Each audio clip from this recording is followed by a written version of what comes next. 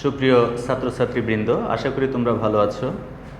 আমরাও তোমাদের দোয়া এবং আল্লাহর রহমতে ভালো আছি। আমরা পার্টস অফ স্পিচের ক্লাসিফিকেশন সংক্রান্ত বিষয় নিয়ে আলোচনা করতে গেছিলাম। এর পূর্বে নাউন, প্রোনাউন, অ্যাডজেক্টিভ এবং ভার্ব অ্যান্ড ইটস ক্লাসিফিকেশন আলোচনা করা হয়েছে। আজকে তোমাদের সাথে কথা বলতেছি অ্যাডভার্ব অ্যান্ড ইটস ক্লাসিফিকেশন নিয়ে। আসলে অ্যাডভার্ব জিনিসটা কি? যে ওয়ার্ড নাউন প্রোনাউন ব্যতীত প্রায় অন্য পার্টস অফ স্পিচকে বিশেষিত করে। এখানে অন্য পার্টস অফ স্পিচ বলতে বিশেষ করে তোমার ভার্ব, অ্যাডজেক্টিভ এবং অন্য কোনো অ্যাডভার্বকে বিশেষিত করে, তাদেরকে বলা হয় অ্যাডভার্ব। এই জন্য ইংলিশে বলা হয় যে an adverb is a modifying word. যে ওয়ার্ড নাউন প্রোনাউন ব্যতীত অন্য পার্টস অফ স্পিচকে মডিফাই করে। যেমন তুমি যদি বলো he runs fast, FAST, he runs fast, সে দৌড়ায়। তে হিটা হইল ভার্ব, সে দৌড়ায়। কিভাবে দৌড়ায়? দ্রুত দৌড়ায়। এই ফাস্ট শব্দটা হইল অ্যাডভার্ব। হি রানস ফাস্ট। যেমন হি ওয়াক্স স্লোলি, হি ওয়াক্স WALKS স্লোলি, হি ওয়াক্স স্লোলি। এই স্লোলি শব্দটা হলো তোমার অ্যাডভার্ব। তাহলে আমরা দেখব যে ওয়ার্ড নাউন বা প্রোনাউন বাদ দা অন্য পার্টস অফ স্পিচকে বিশেষিত করে, অথবা কোনো ভার্বকে বা কোনো অ্যাডজেক্টিভকে বা কোনো অ্যাডভার্বকে বিশেষিত করে, আমরা তাদেরকে বলবো অ্যাডভার্ব। আর এই যে বিশেষিত করলো, এটাকে ইংলিশে বলা হয় কি? মডিফাই করা। এই জন্য কিন্তু আমরা বলি যে adverb is a modifying word. এখন ক্লাসিফিকেশনে যদি তুমি যাও, এই অ্যাডভার্বগুলোকে প্রধানত অবস্থায় তিন ভাগে ভাগ করা যায়। এই অ্যাডভার্বের ক্লাসিফিকেশন আসে তিন প্রকার। একটা হলো তোমার সিম্পল অ্যাডভার্ব, এক নম্বর সিম্পল অ্যাডভার্ব, দুই নম্বর ইন্টারোগেটিভ অ্যাডভার্ব,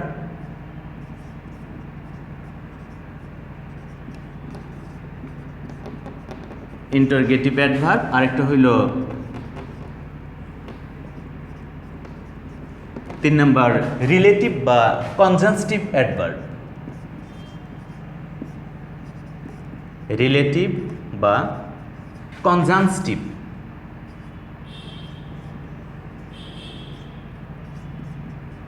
কনজাংস্টিভ অ্যাডভার্ব। তাহলে আমরা দেখলাম যে অ্যাডভার্বগুলোকে প্রাথমিকভাবে তিন ভাগে ভাগ করা যায়। একটা হলো সিম্পল অ্যাডভার্ব, আরেকটা হলো ইন্টারোগেটিভ অ্যাডভার্ব, আরেকটা হলো রিলেটিভ বা কনজাংস্টিভ অ্যাডভার্ব। তো এখন আগে আমরা আলোচনা করি সিম্পল অ্যাডভার্ব। যে সিম্পল অ্যাডভার্ব কি? মানে যে অ্যাডভার্ব সাধারণত কোনো ওয়ার্ডকে বিশেষিত করে, তাদেরকে বলা হয় সিম্পল অ্যাডভার্ব। এখন এই সিম্পল অ্যাডভার্ব আবার কয়েক প্রকারের হতে পারে। তো এই সিম্পল অ্যাডভার্ব কয়েক প্রকারের মধ্যে একটা হলো অ্যাডভার্ব অফ ম্যানার, একটা হলো adverb of manner, MANNER। Manner শব্দের অর্থ হইল একটা ক্রিয়ার কাজ কি, মানে ম্যানার কিভাবে, যে অ্যাডভার্ব দ্বারা একটি ক্রিয়া কিভাবে সংগঠিত হচ্ছে সেটা বোঝায়, তার নাম হলো অ্যাডভার্ব অফ ম্যানার। আমি বললাম সে জোরে জোরে কথা বলে, তাহলে দেখো সে কথা বলে, এটার ইংলিশ কি? He speaks. হি স্পিক্স, সে কথা বলে। কিভাবে? তুমি বললা loudly, LOUDLY, he speaks loudly. এই লাউডলি শব্দটা হলো তোমার adverb of manner. He runs, সে দৌড়ায়। সে কিভাবে দৌড়ায়? He runs fast, FAST, fast. এই ফাস্ট শব্দটা হলো তোমার অ্যাডভার্ব অফ ম্যানার। তাহলে তোমাকে মনে রাখতে হবে যে অ্যাডভার্ব অফ ম্যানার মানে কাজের ধরন।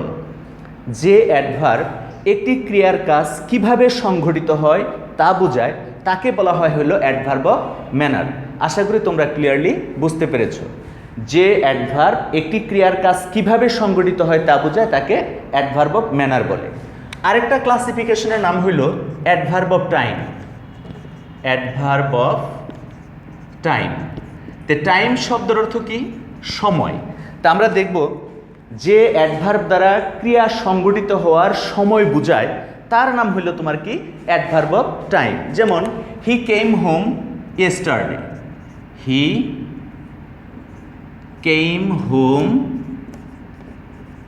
ইয়েস্টারডে। এই ইয়েস্টারডে শব্দটা হলো তোমার adverb of time. I shall go to Dhaka tomorrow, আমি আগামীকাল ঢাকা যাব। এই টুমোরো শব্দটা হলো adverb of time.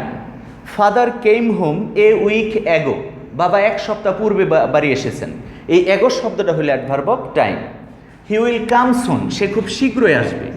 He will come soon, সে শীঘ্রই আসবে। এই সুন শব্দটা হলো তোমার অ্যাডভার্ব অফ টাইম। তাহলে ক্লিয়ারলি মনে রাখা যায় যে অ্যাডভার্ব ক্রিয়া সংগঠিত হওয়ার সময় বোঝায় তার নাম হলো অ্যাডভার্ব অফ টাইম। আরেকটা ক্লাসিফিকেশন হইল অ্যাডভার্ব অফ প্লেস। তে নাম দেখেই বোঝা যায় যে কি হতে পারে সংজ্ঞা।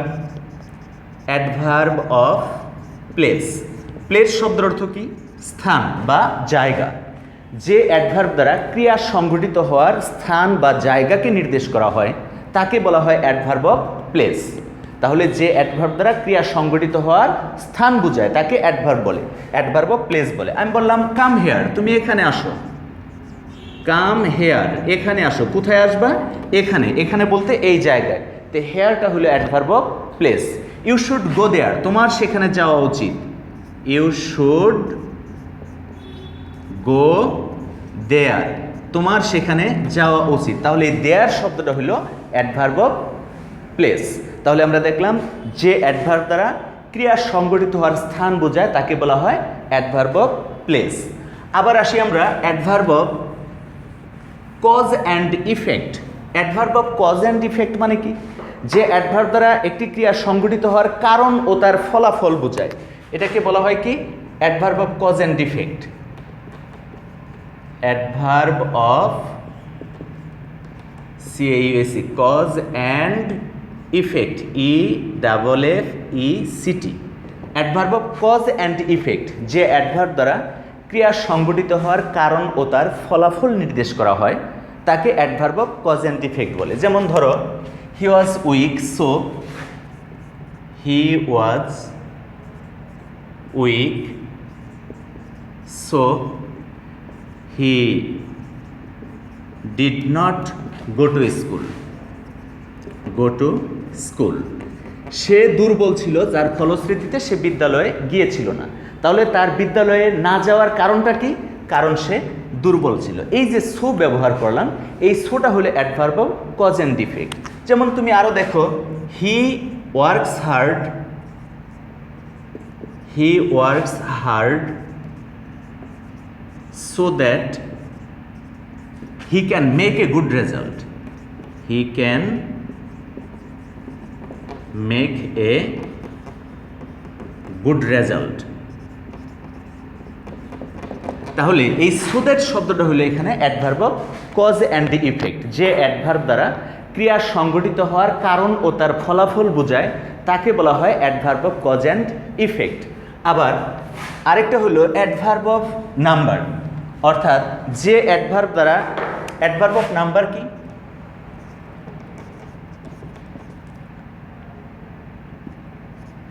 Adverb of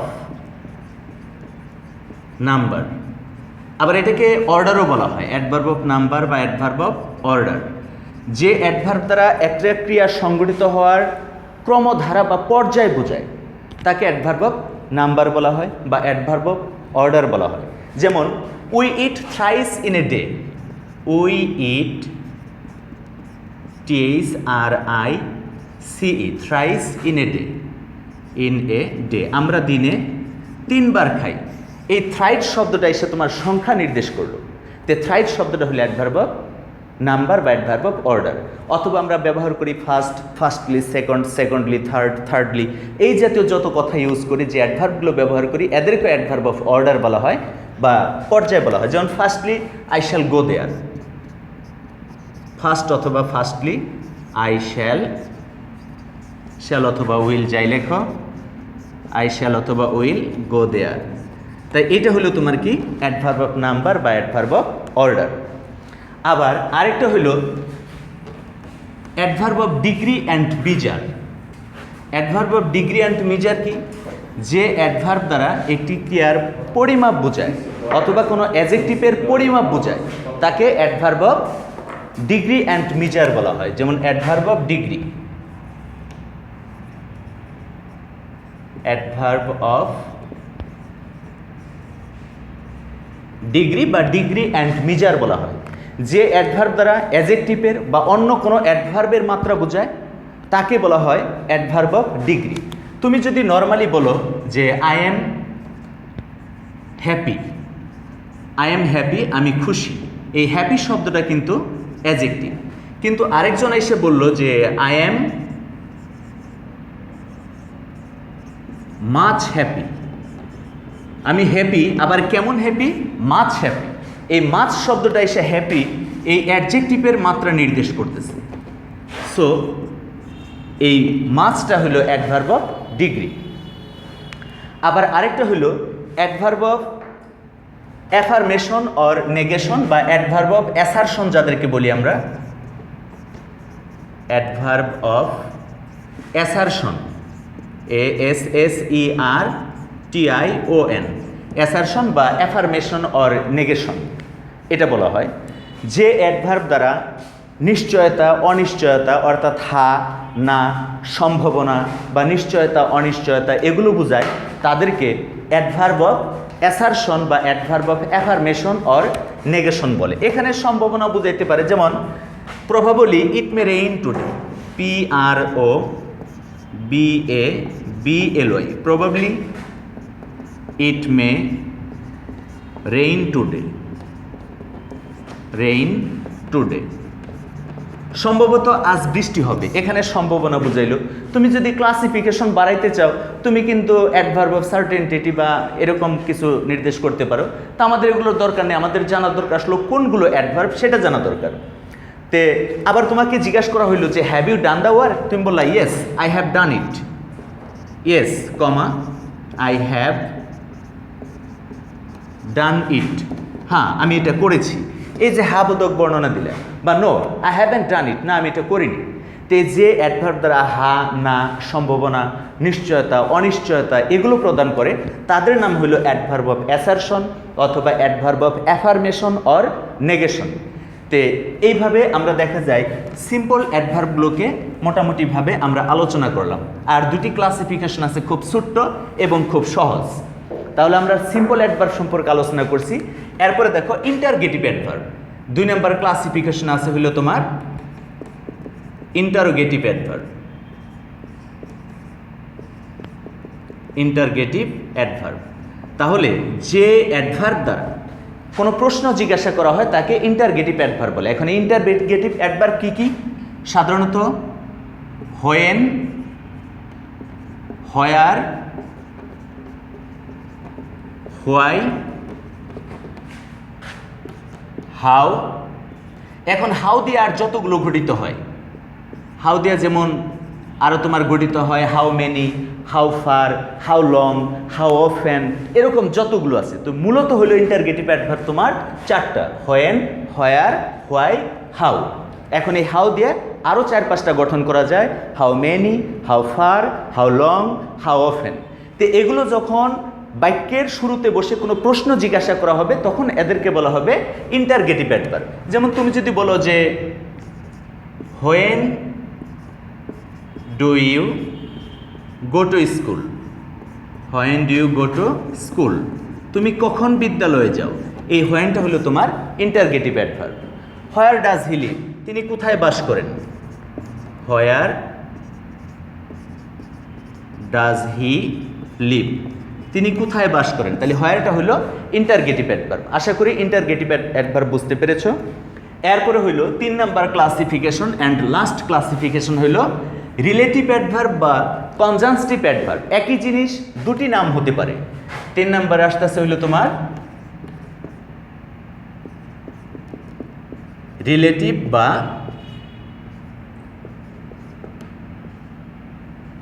কনজাংস্টিভ adverb.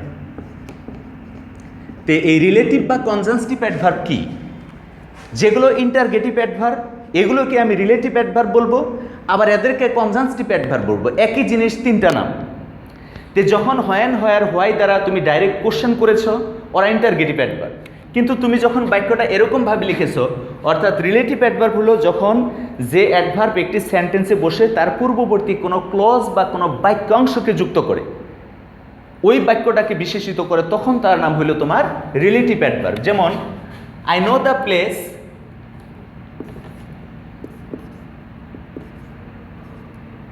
I know the place where he lives, where he lives, আমি জানি কোথায় সে বাস করে। এই যে এখানে হোয়ার বসছে, আমরা কিন্তু তুমি যদি ডাইরেক্ট কোশ্চেন করো যে হোয়ার ডু ইউ লিভ, তুমি কোথায় বাস করো, বা হোয়ার ডাজ হি লিভ, তাহলে কিন্তু ওরা ইন্টারগেটিভ অ্যাডভার্ব।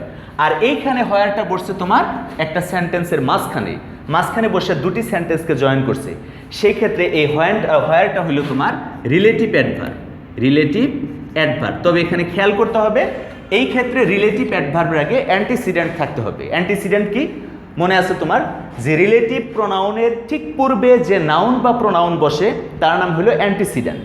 এই রিলেটিভ অ্যাডভার্বের আগে যদি অ্যান্টিসিডেন্ট থাকে তাহলে এরা রিলেটিভ অ্যাডভার্ব, আর যদি অ্যান্টিসিডেন্ট না থাকে তাহলে কিন্তু এরা কনজাংস্টিভ অ্যাডভার্ব। এই বাক্যটাই যদি আমি এরকমভাবে লিখি,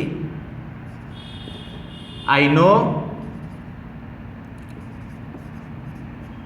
হোয়ার হি লিভস, আমি জানি কোথায় সে বাস করে, এখন কিন্তু এরা কনজাংশন বা কনজাংস্টিভ অ্যাডভার্ব।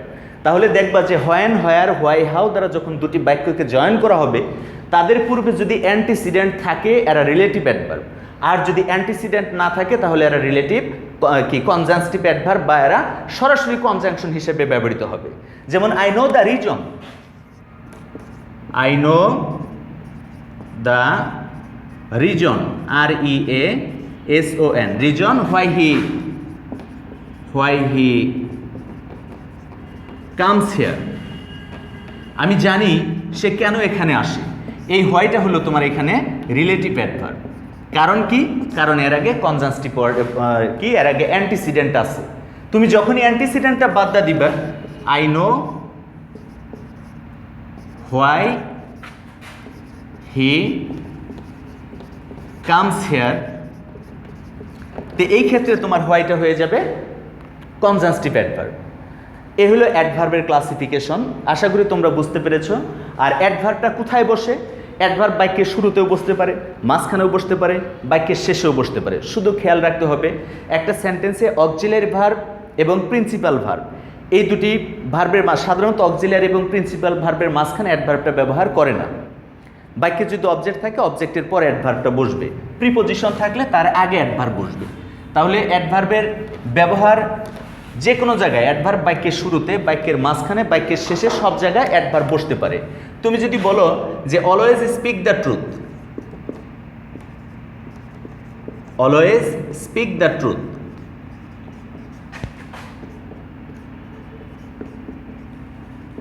তো এখানে দেখো অলওয়েজটা বাক্যের শুরুতে বসছে, আবার বাক্যের শেষেও বসতে পারে।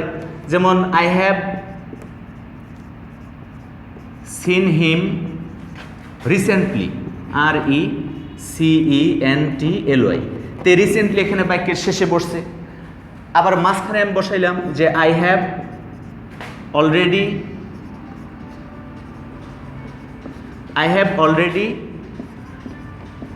ডান the work, I have already done the work, এখানে তোমার অক্সিলারি ভার্ব এবং প্রিন্সিপাল ভার্বের মাঝখানে বসছে। তো এরকম বাক্যের শুরুতে, বাক্যের শেষে, বাক্যের মাঝখানে যে কোনো জায়গায় অ্যাডভার্ব বসতে পারে। আশা করি তোমরা বিষয়টা বুঝতে পেরেছো। এরপরেও যদি কোনো সমস্যা হয় তাহলে সরাসরি আমাকে ফোন দিবা 01716401592 এই নাম্বারে, তাহলে বাকিটা বুঝিয়ে দেওয়ার চেষ্টা করবে ইনশাল্লাহ। তো সবাই ভালো থাকো, সুস্থ থাকো, আল্লাহ হাফেজ, আসসালামু আলাইকুম।